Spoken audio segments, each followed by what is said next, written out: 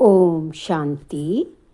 आज 3 जनवरी 2026।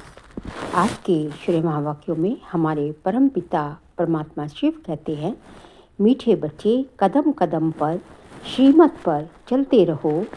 ये ब्रह्मा की मत है या शिव बाबा की, इसमें मूंझो नहीं। कदम कदम पर श्रीमत पर चलते रहो। ये ब्रह्मा की मत है या शिव बाबा की, इसमें मूंझो नहीं। क्योंकि जो है कई बार बच्चे ऐसे बोलते हैं कि ये तो ब्रह्मा बाबा के मुख से शिव बाबा के ज्ञान का उच्चारण हो रहा है, भगवान वाच हो रहा है।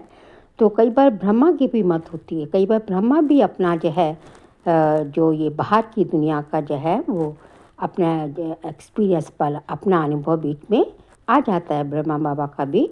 तो शिव बाबा कहते हैं कि यदि ये बाबा भी ब्रह्मा बाबा भी कुछ बोलते हैं, कुछ इन्होंने बोला, तो भी उसका भी रिस्पॉन्सिबल मैं ही हूँ। तो आपको जो ब्रह्मा मुख से जो उच्चारण ज्ञान उच्चारण हो रहा है, उसको जो है उसका पालन करना है। उसमें ये नहीं सोचना है कि ये ब्रह्मा की है या शिव बाबा की। क्योंकि कई बार बच्चे ऐसे कहते हैं, नहीं हमें तो शिव बाबा की मत पर चलना है, ये ब्रह्मा की मत है, हम नहीं चलेंगे। लेकिन बाबा कहते हैं हम कि चाहे ब्रह्मा बाबा का भी अपना ओपिनियन दे रहे हैं, अपना जो है राय दे रहे हैं, तभी भी जो है ये सोचो, यदि ब्रह्मा ने भी कुछ बोल दिया, कुछ यदि बोला है, तो उसका भी जिम्मेवार मैं हूँ, शिव बाबा ही है। इसमें मूलना नहीं है। प्रश्न है, अच्छी ब्रेन वाले बच्चे कौन सी गुये बात सहज ही समझ सकते हैं?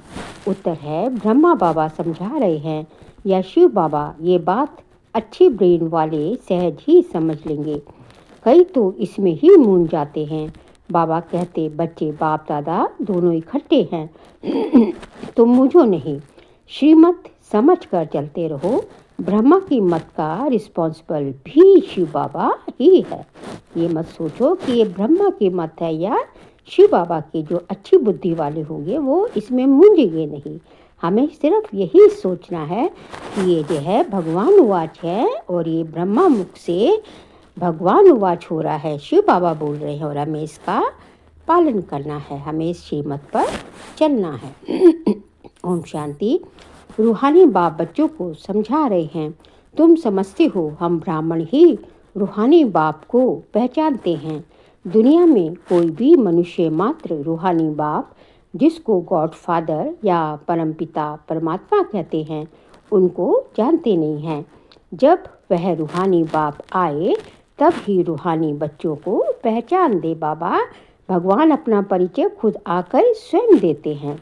ये नॉलेज सृष्टि के आदि में, ये नॉलेज ना सृष्टि के आदि में रहती, ना सृष्टि के अंत में रहती। अभी तुमको नॉलेज मिली है। ये है सृष्टि के अंत और आदि का संगम युग। इस संगम युग को भी नहीं जानते तो बाप को कैसे जान सकेंगे? कहते हैं, हे पतित पावन, आओ आकर पावन बनाओ। परंतु ये पता नहीं कि पतित पावन कौन है और वे कब आएंगे।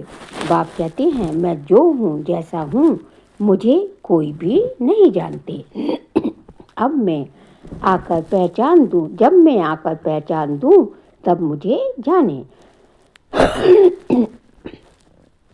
मैं अपना और सृष्टि के आदि मध्य अंत का परिचय संगम युग पर एक ही बार आकर देता हूँ। कल्प बाद फिर से आता हूँ। तुमको जो समझाता हूँ वह फिर प्रायलोप हो जाता है। सतयुग से लेकर कलयुग अंत तक कोई भी मनुष्य मात्र मुझ परमपिता परमात्मा को नहीं जानते हैं, ना ब्रह्मा विष्णु शंकर को जानते। मुझे परमात्मा मनुष्य ही पुकारते हैं। ब्रह्मा विष्णु शंकर थोड़े ही पुकारते हैं। मनुष्य दुखी होते हैं तब पुकारते हैं। सूक्ष्म वतन की तो बात ही नहीं।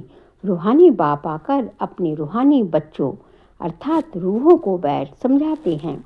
अच्छा, रूहानी बाप का नाम क्या है? बाबा जिसको कहा जाता है, जरूर कुछ नाम होना चाहिए।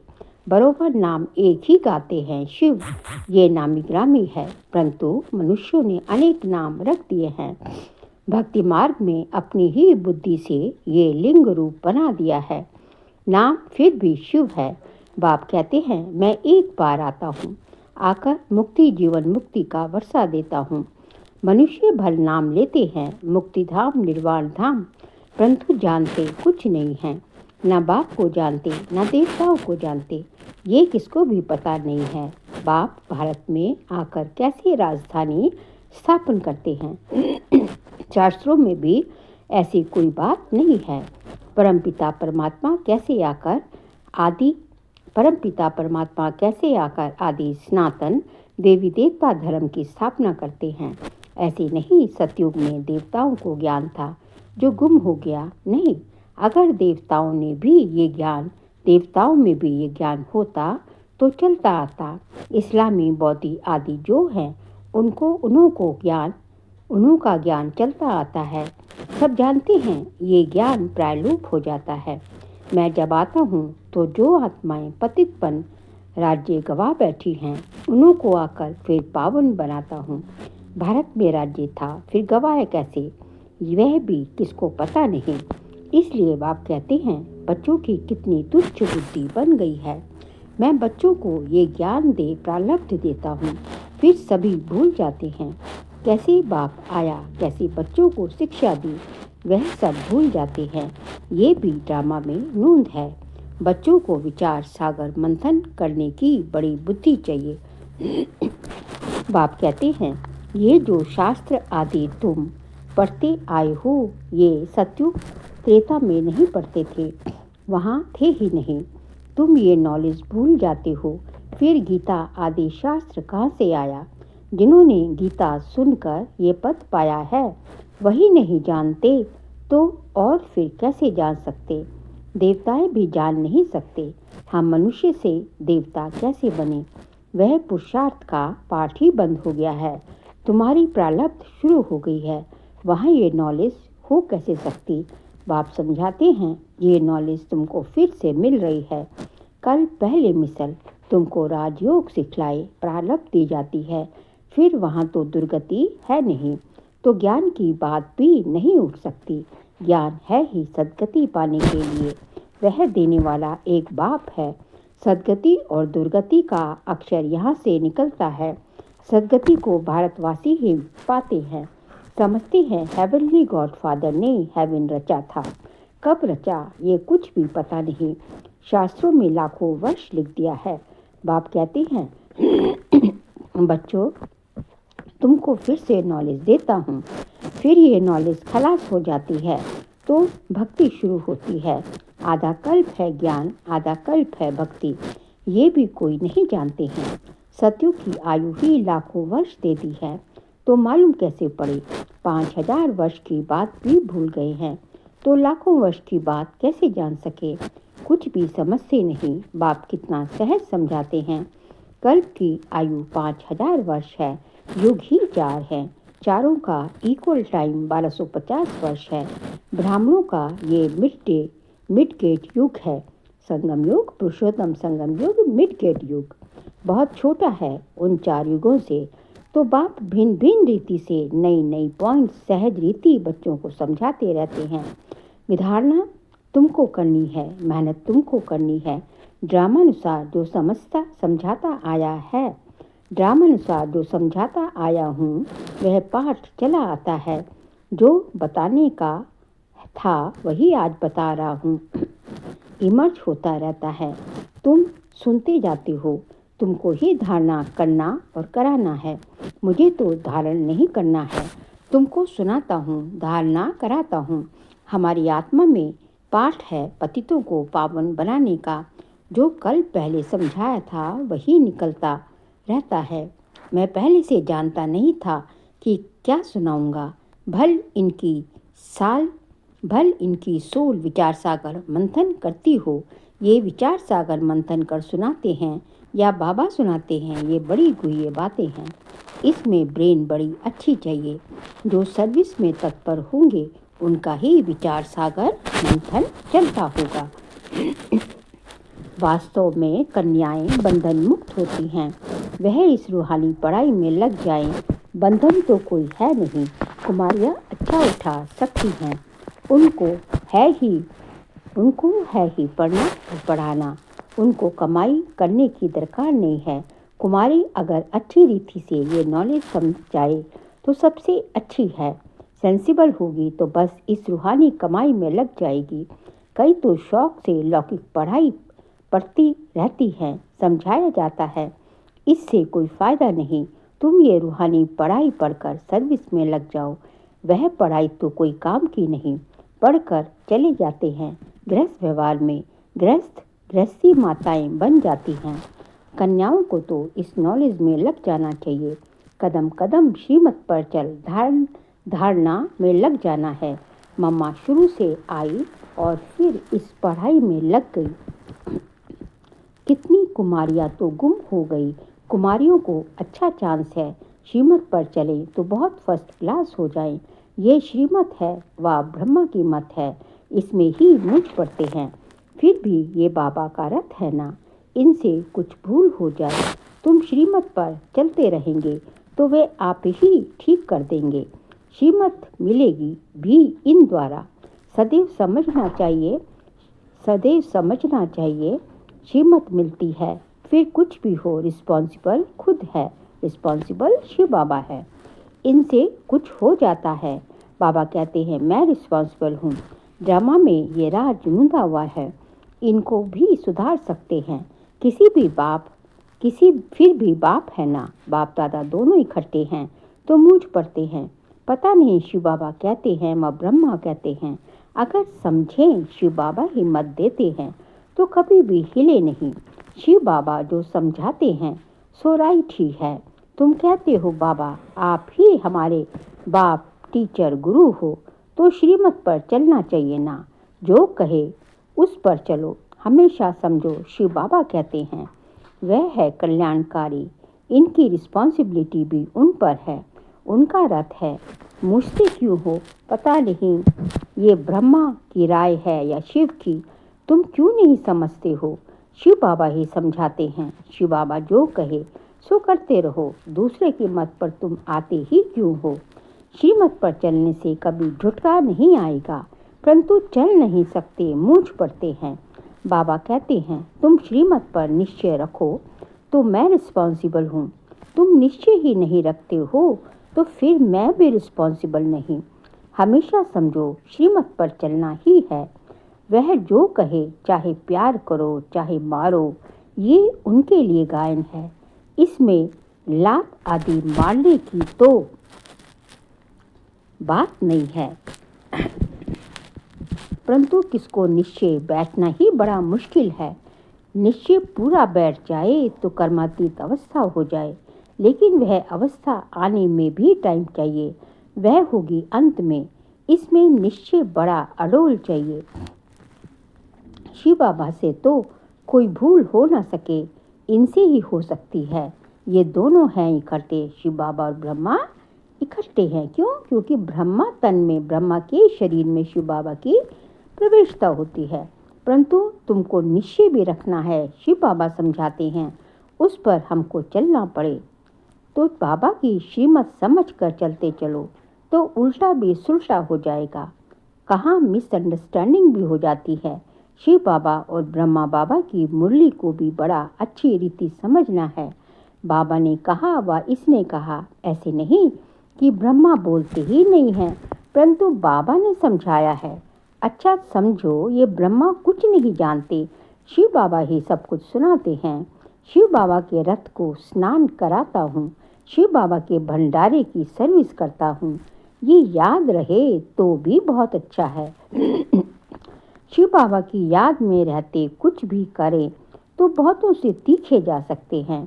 मुख्य बात है ही शिव बाबा की याद की, अल्फ और बे, बाकी है डिटेल। अल्फ मतलब अल्लाह, मतलब परमपिता परमात्मा शिव, और बे मतलब बादशाही। बादशाही मतलब कि परमात्मा को याद करने से वो हमें क्या देते हैं, वो हमें जो है 21 जन्मों की स्वर्ग की बादशाही, 20 जन्म, 8 सतयुग के, 12 त्रेता के और 1 अभी का जन्म। यहाँ भी तो हम स्वराज्य अधिकारी बने हैं, तो सबसे सुख में जीवन तो अति इंद्रिय सुख तो यहीं का है। बाकी है डिटेल की बातें। बाप जो समझाते हैं उस पर अटेंशन देना है। बाप ही पतित पावन ज्ञान का सागर है। वही पतित शूद्रों को आकर ब्राह्मण बनाते हैं, ब्राह्मणों को ही पावन बनाते हैं, शूद्रों को पावन नहीं बनाते। पहले शूद्र से ब्राह्मण बनना पड़ता है, तब जो है बाबा जब बाबा का बच्चा बन जाएंगे, ज्ञान अर्जन करेंगे, तब वो हमें पावन बनाएंगे। यदि कलयुग में ही रहे तो शूद्र के शूद्र रहे, फिर पावन फिर पवित्र नहीं बन सकते। ये सब बातें कोई भागवत आदि में नहीं है, थोड़े थोड़े अक्षर हैं। मनुष्यों को तो ये भी पता नहीं है कि राधे कृष्ण ही लक्ष्मी नारायण हैं। मूर्छ जाते हैं, देवताएं तो है ही सूर्यवंशी चंद्रवंशी, लक्ष्मी नारायण की डायनेस्टी, सीताराम की डायनेस्टी। बाप कहते हैं भारतवासी स्वीट चिल्ड्रन याद करो, लाखों वर्ष की तो बात ही नहीं है, कल की बात है। कल मतलब केवल 5000 वर्ष की बात है। तुमको राज्य दिया था, इतना अथाह धन दौलत दिया था, बाप ने सारे विश्व का तुमको मालिक बनाया था, और कोई खंड थे नहीं। सतयुग में तो कोई खंड दूसरा होता ही नहीं, केवल भारत खंड ही होता है। बाबा कहते हैं और कोई खंड जो है था ही नहीं। फिर तुमको क्या हुआ? विद्वान आचार्य पंडित कोई भी इन बातों को नहीं जानते। बाप ही कहते हैं अरे भारतवासियों, तुमको राज्य भाग्य दिया था ना। तुम भी कहेंगे शिव बाबा कहते हैं इतना तुमको धन दिया था, फिर तुमने कहाँ गवा दिया? बाप का वर्षा कितना जबरदस्त है। बाप ही पूछते हैं ना। वह बाप चला जाता है तो मित्र संबंधी पूछते हैं बाप ने तुमको इतने पैसे दिए, सब कहाँ गवाए? ये तो बेहद का बाप है। ये लौकिक बाप की बात कर रहे हैं, जिनमें माता पिता जन्म देते हैं। किसी के बाप के पास, किसी के बहुत धनवान है, बहुत साहूकार है, तो उसके बेटे के पास इतना सारा पैसा आ गया और फिर चला गया, तो उसके दोस्त यार पूछेंगे ना कि भाई तेरा बाप तो इतना छोड़ के गया था, कहाँ चला गया तेरा सारा पैसा? तो इसी तरह जो है यहाँ भी जो है हमारे परम पिता परमात्मा शिव ने हमको इतना जबरदस्त साहूकार बना के गए थे। गोल्डन एज में हमें लेके गए थे, स्वर्णिम युग में, जहाँ तो घर भी हर चीज़ सोने की होती है। फिर बाबा कहते हैं सब कहाँ गवा दिया, कहाँ गवा दिया? सब जो है जैसे जैसे हम जो है नीचे आगे सृष्टि बढ़ती जाती है, वैसे वैसे विकार आते जाते हैं, तो उतरती कला होती जाती है। और जैसे उतरती कला आती है तो फिर जो है सब कुछ जो है सद धन दौलत सब जो है चला जाता है। बाबा कहते हैं तभी तो मोहम्मद गजनवी ने कितनी बार यहाँ सोमनाथ मंदिर को लूटा था ना, भारत का ही था ना सोमनाथ मंदिर जो है, उसको कितनी बार लूटा। क्यों लूटा? क्योंकि वहाँ इतना सोना हीरे सब कुछ था। बाबा कहते हैं कि कल की तो बात है, तुमको राज्य दिया था, इतना अथाह धन दौलत दिया था, बाप ने सारे विश्व का तुमको मालिक बनाया और कोई खंड था नहीं। फिर तुमको क्या हुआ? विद्वान आचार्य पंडित कोई भी इन बातों को नहीं जानते। बाप ही कहते हैं अरे भारतवासियों, तुमको राज्य भाग्य दिया था ना। तुम भी कहेंगे शिव बाबा कहते हैं इतना तुमको धन दिया, फिर तुमने कहाँ गवा दिया? बाप का वर्षा कितना जबरदस्त है। बाप ही पूछते हैं ना। वह बाप चला जाता है तो मित्र संबंधी पूछते हैं बाप ने तुमको इतने पैसे दिए, सब कहाँ गवा दिए? ये तो बेहद का बाप है। बाप ने कौड़ी से हीरे जैसा बनाया, इतना राज्य दिया, फिर पैसा कहाँ गया? तुम क्या जवाब देंगे? किसको भी समझ में नहीं आता। तुम समझते हो। बाबा पूछते ठीक है, इतने कंगाल कैसे बने हो? पहले सब कुछ सतो प्रधान था, फिर कला कम होती गई तो सब कुछ कम होता गया। सतयुग में तो सतो प्रधान थे, लक्ष्मी नारायण का राज्य था। राधे कृष्ण से लक्ष्मी नारायण का नाम ज़्यादा है, क्योंकि लक्ष्मी नारायण तो वहाँ लक्ष्मी नारायण की तो पूरी डायनेस्टी चलती है। राधे कृष्ण तो बचपन के हैं, राधे कृष्ण तो बचपन के प्रिंसेस हैं। उन्हों की कोई ग्लानि नहीं लिखी है और सबके लिए निंदा लिखी है। बाबा कहते हैं लक्ष्मी नारायण के लिए कोई ग्लानि नहीं लिखी कभी, बाकी कृष्ण को तो कितनी कहा है कि माखन चुराया, ये करा वो करा, बहुत सारी निंदा करी हुई है, लेकिन लक्ष्मी नारायण की कहीं ऐसी बातें नहीं हैं और सबके लिए निंदा लिखी है। लक्ष्मी नारायण के राज्य में कोई दैत्य आदि नहीं बताते हैं, वहाँ तो राक्षस हो ही नहीं सकता ना, क्योंकि जब देवता है तो राक्षस नहीं, जब राक्षस है तो देवता नहीं है, एक ही चीज़ होगी। तो ये बातें समझने की है। बाबा ज्ञान धन से झोली भर रहे हैं, जब सुख है तो दुख नहीं, जब दुख है तो सुख नहीं। बाप कहते हैं बच्चे इस माया से खबरदार रहो। अच्छा, मीठे मीठे सिकिल दे बच्चों प्रति माता पिता बाप दादा का याद प्यार और गुड मॉर्निंग। रूहानी बाप की रूहानी बच्चों को नमस्ते। हम रूहानी बच्चों की रूहानी बाप दादा को नमस्ते नमस्ते, गुड मॉर्निंग। शुक्रिया बाबा, शुक्रिया। सार के लिए पहुँच है, सेंसिबल बन सच्ची सेवा में लग जाना है। जवाबदार एक बाप है, इसलिए श्रीमत में संशय नहीं उठाना है। रिस्पॉन्सिबल कौन है? एक शिव बाबा है, इसलिए श्रीमत में कभी भी डाउट नहीं आना चाहिए। निश्चय में अडोल रहना है। सेकंड पॉइंट, विचार सागर मंथन कर बाप की हर समझाने पर अटेंशन देना है। स्वयं ज्ञान को धारण कर दूसरों को सुनाना है। आज का बाबा का वरदान है, अपने अनादि आदि रियल रूप को रियलाइज करने वाले संपूर्ण पवित्र भव। अपने अनादि आदि रियल रूप को रियलाइज करने वाले संपूर्ण पवित्र भव। आत्मा के अनादि और आदि दोनों काल का ओरिजिनल स्वरूप पवित्र है।